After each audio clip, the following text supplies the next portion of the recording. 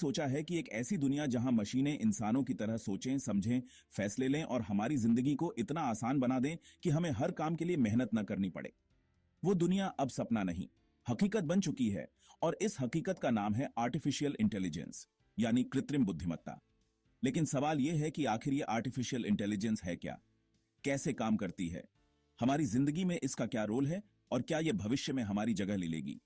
आज की इस वीडियो में मैं आपके हर एक सवाल का जवाब दूंगा, आसान हिंदी भाषा में, स्टेप बाय स्टेप, ताकि आर्टिफिशियल इंटेलिजेंस से जुड़ा आपका हर डाउट क्लियर हो जाए और आप समझ सकें कि यह टेक्नोलॉजी कैसे हमारी जिंदगी को बदल रही है और भविष्य में क्या करने वाली है। तो वीडियो को आखिरी तक देखना, क्योंकि इसमें इतना ज्ञान है कि आप हैरान रह जाएंगे। और अगर आप टेक्नोलॉजी की दुनिया में आगे रहना चाहते हैं तो यह वीडियो आपके लिए गेम चेंजर साबित होगी। चलिए शुरू करते हैं। सबसे पहले बात करते हैं कि आर्टिफिशियल इंटेलिजेंस आखिर है क्या।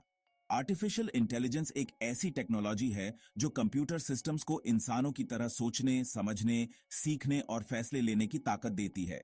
आप इसे एक तरह का दिमाग समझ सकते हैं जो मशीनों को दिया जाता है ताकि वो इंसानों की तरह काम कर सकें।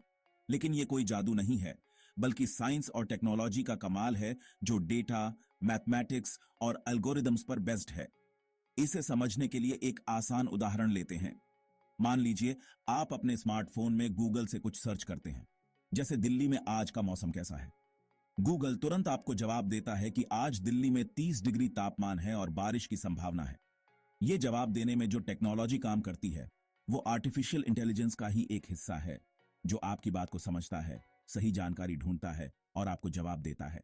आर्टिफिशियल इंटेलिजेंस का मकसद है मशीनों को इतना स्मार्ट बनाना कि वो काम कर सकें जो पहले सिर्फ इंसान कर सकते थे, जैसे सोचना, समझना, बोलना, लिखना और यहां तक कि रचनात्मक काम करना, जैसे पेंटिंग बनाना या म्यूजिक कंपोज करना। लेकिन सवाल यह है कि आर्टिफिशियल इंटेलिजेंस की शुरुआत कैसे हुई। तो इसका जवाब है 1950 के दशक में।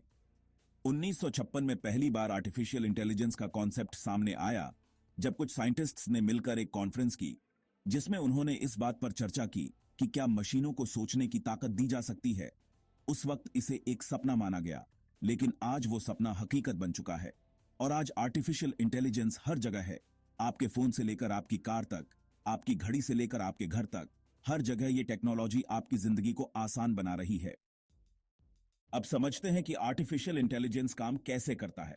आर्टिफिशियल इंटेलिजेंस को काम करने के लिए 3 मुख्य चीजों की जरूरत होती है।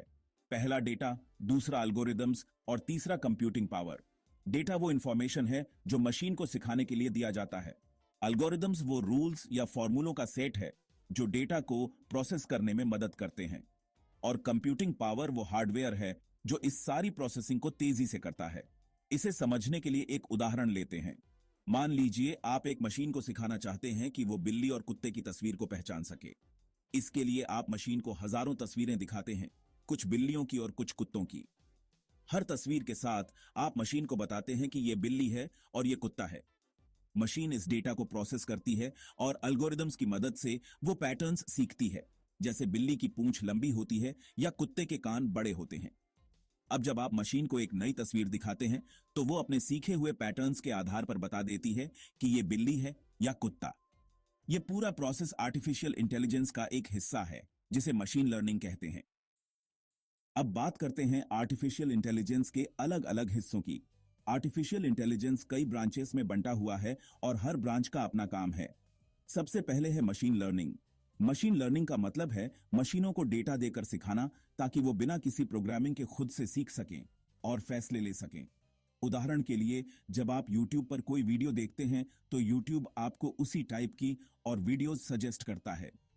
मैं सिर्फ 3 घंटा आपसे मांग रहा हूं। इस 3 घंटे के अंदर मैं आपको एडवांस एक्सेल के फॉर्मूलाज के साथ एआई और chat GPT hands on practice के साथ सिखा दूंगा। तो एक हाई पेइंग सैलरी के लिए, एक बहुत बड़े प्रमोशन के लिए। जैसे अगर आपने मोटिवेशनल वीडियोस देखी हैं तो वो आपको और मोटिवेशनल वीडियोस दिखाएगा। ये मशीन लर्निंग का ही कमाल है जो आपकी पसंद को समझता है और उसी हिसाब से कंटेंट दिखाता है। मशीन लर्निंग का एक एडवांस लेवल है डीप लर्निंग। डीप लर्निंग में इंसानी दिमाग की तरह न्यूरल नेटवर्क्स का इस्तेमाल किया जाता है। न्यूरल नेटवर्क्स एक तरह का सिस्टम है जो इंसानी दिमाग की नकल करता है और बहुत बड़े डेटा सेट्स को प्रोसेस कर सकता है। डीप लर्निंग की मदद से आज मशीनें वो काम कर सकती हैं जो पहले नामुमकिन लगते थे, जैसे सेल्फ ड्राइविंग कारें जो सड़क पर चलते वक्त रास्ते की हर चीज को समझती हैं और सही फैसले लेती हैं। या फिर मेडिकल फील्ड में डीप लर्निंग की मदद से एक्सरे या एमआरआई इमेज से कैंसर जैसी बीमारियों की पहचान हो रही है, वो भी इंसानों से ज्यादा सटीकता के साथ। फिर आता है नेचुरल लैंग्वेज प्रोसेसिंग यानी एनएलपी। ये आर्टिफिशियल इंटेलिजेंस का वो हिस्सा है जो इंसानी भाषा को समझने और उसका जवाब देने में मदद करता है। उदाहरण के लिए, जब आप अपने फोन में बोलते हैं कि हे गूगल, आज का मौसम कैसा है, तो गूगल आपकी बात को समझता है और जवाब देता है। ये एनएलपी की वजह से ही मुमकिन है। आजकल के चैटबॉट्स जो कस्टमर सर्विस में इस्तेमाल होते हैं, वो भी एनएलपी की मदद से ही काम करते हैं। आप उनसे सवाल पूछते हैं और वो तुरंत जवाब देते हैं। जैसे ऑनलाइन शॉपिंग के दौरान अगर आप पूछते हैं कि मेरा ऑन ऑर्डर कहां तक पहुंचा, तो चैटबॉट आपको जवाब दे देता है।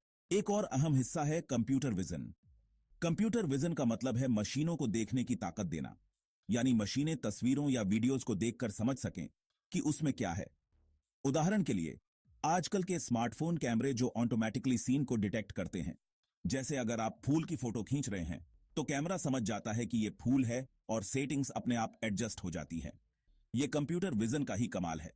इसके अलावा सिक्योरिटी कैमरे जो चेहरों को पहचानते हैं या सेल्फ ड्राइविंग कारें जो सड़क पर ट्रैफिक साइन को समझती है, वो भी कंप्यूटर विजन की वजह से काम करते हैं। अब बात करते हैं रोबोटिक्स की। रोबोटिक्स आर्टिफिशियल इंटेलिजेंस का वो हिस्सा है जो फिजिकल मशीनों यानी रोबोट्स को स्मार्ट बनाता है। आजकल फैक्ट्रियों में जो रोबोट्स सामान बनाते हैं या पैकिंग करते हैं, वो आर्टिफिशियल इंटेलिजेंस की मदद से ही काम करते हैं। उदाहरण के लिए, अमेज़न के वेयरहाउस में रोबोट्स ऑटोमेटिकली सामान को एक जगह से दूसरी जगह ले जाते हैं और सही जगह पर रख देते हैं। ये सब आर्टिफिशियल इंटेलिजेंस की वजह से मुमकिन है। अब सवाल आता है कि आर्टिफिशियल इंटेलिजेंस हमारी जिंदगी में कहां-कहां इस्तेमाल हो रहा है और इसका क्या फायदा है। तो इसका जवाब है कि आर्टिफिशियल इंटेलिजेंस आज हर जगह है और हर जगह ये हमारी जिंदगी को आसान बना रहा है। सबसे पहले हेल्थ केयर की बात करते हैं। हेल्थ केयर में आर्टिफिशियल इंटेलिजेंस ने क्रांति ला दी है। आज मशीनें मेडिकल इमेज को देखकर बीमारियों की पहचान कर सकती हैं, जैसे कैंसर, डायबिटीज या हार्ट डिजीज को डिटेक्ट करना। पहले इसके लिए डॉक्टर्स को घंटों लगते थे, लेकिन अब आर्टिफिशियल इंटेलिजेंस मिनटों में सटीक रिजल्ट दे देता है। इसके अलावा आर्टिफिशियल इंटेलिजेंस मरीजों के डेटा को एनालाइज करके ये बता सकता है कि भविष्य में उन्हें कौन सी बीमारी हो सकती है और उससे बचने के लिए क्या करना चाहिए। एजुकेशन फील्ड में भी आर्टिफिशियल इंटेलिजेंस गेम चेंजर साबित हो रहा है। आजकल ऑनलाइन लर्निंग प्लेटफॉर्म्स जैसे BYJUS या कोर्सेरा आर्टिफिशियल इंटेलिजेंस की मदद से स्टूडेंट्स को पर्सनलाइज्ड लर्निंग एक्सपीरियंस दे रहे हैं, यानी हर स्टूडेंट की कमजोरी और ताकत को समझकर उन्हें उसी हिसाब से कंटेंट दिया जाता है। उदाहरण के लिए, अगर किसी स्टूडेंट को मैथ्स में प्रॉब्लम हो रही है तो आर्टिफिशियल इंटेलिजेंस उसे आसान ट्यूटोरियल्स और प्रैक्टिस क्वेश्चंस देता है ताकि वो बेहतर कर सके। फाइनेंस सेक्टर में आर्टिफिशियल इंटेलिजेंस का बहुत बड़ा रोल है। आजकल बैंक फ्रॉड डिटेक्शन के लिए आर्टिफिशियल इंटेलिजेंस का इस्तेमाल करते हैं।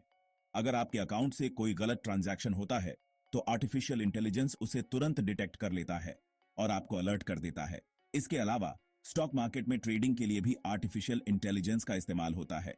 मशीनें मार्केट डेटा को एनालाइज करके प्रेडिक्ट कर सकती हैं कि कौन सा स्टॉक ऊपर जाएगा और कौन सा नीचे। इससे ट्रेडर्स को मुनाफा कमाने में मदद मिलती है। एग्रीकल्चर में भी आर्टिफिशियल इंटेलिजेंस किसानों की जिंदगी आसान बना रहा है। आजकल ड्रोन और सेंसर की मदद से आर्टिफिशियल इंटेलिजेंस फसलों की हालत को मॉनिटर करता है और किसानों को बताता है कि फसल को कितना पानी चाहिए या कब खाद डालनी चाहिए। इसके अलावा मौसम की सटीक जानकारी देकर यह किसानों को सही फैसले लेने में मदद करता है ताकि उनकी फसल अच्छी हो और मुनाफा बढ़े। स्पेस साइंस और डिफेंस में भी आर्टिफिशियल इंटेलिजेंस का यूज तेजी से बढ़ रहा है।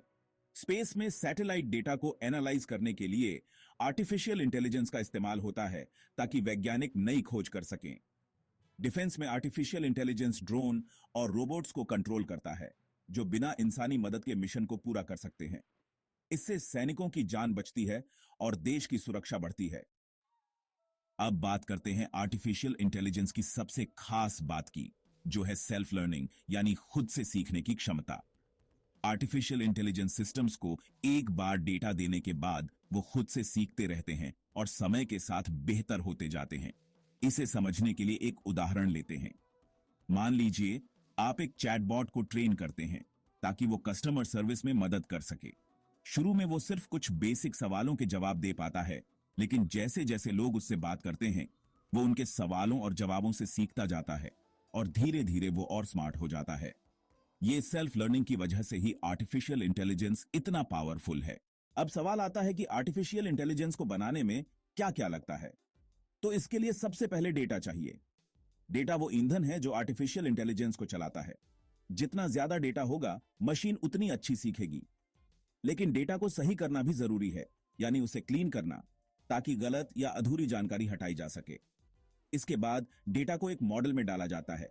यह मॉडल मशीन लर्निंग या डीप लर्निंग बेस्ड होता है। कैसे मैं स्टॉक को सिलेक्ट करता हूँ, कहाँ पे एंट्री करना है, कहाँ पे एग्जिट करना है। There is a pattern here also. What is the pattern? This was a downtrend. Yes.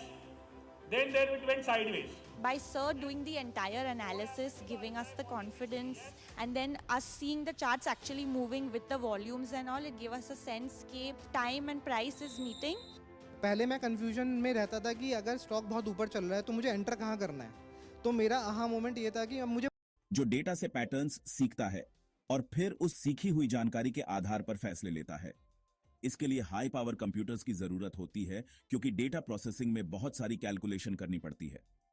आजकल क्लाउड कंप्यूटिंग की वजह से यह काम आसान हो गया है, क्योंकि अब आपको खुद हार्डवेयर खरीदने की जरूरत नहीं पड़ती। आप गूगल क्लाउड या अमेजन वेब सर्विसेज जैसी सर्विसेज का इस्तेमाल कर सकते हैं।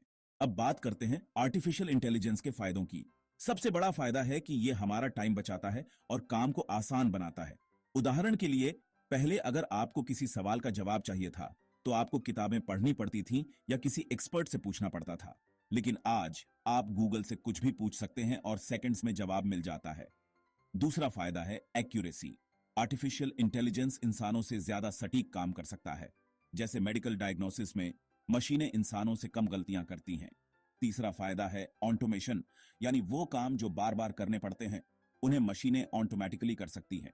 जैसे फैक्ट्रियों में प्रोडक्शन लाइन को मैनेज करना या कस्टमर सर्विस में चैटबॉट्स का इस्तेमाल करना। लेकिन आर्टिफिशियल इंटेलिजेंस के साथ कुछ चुनौतियां भी हैं।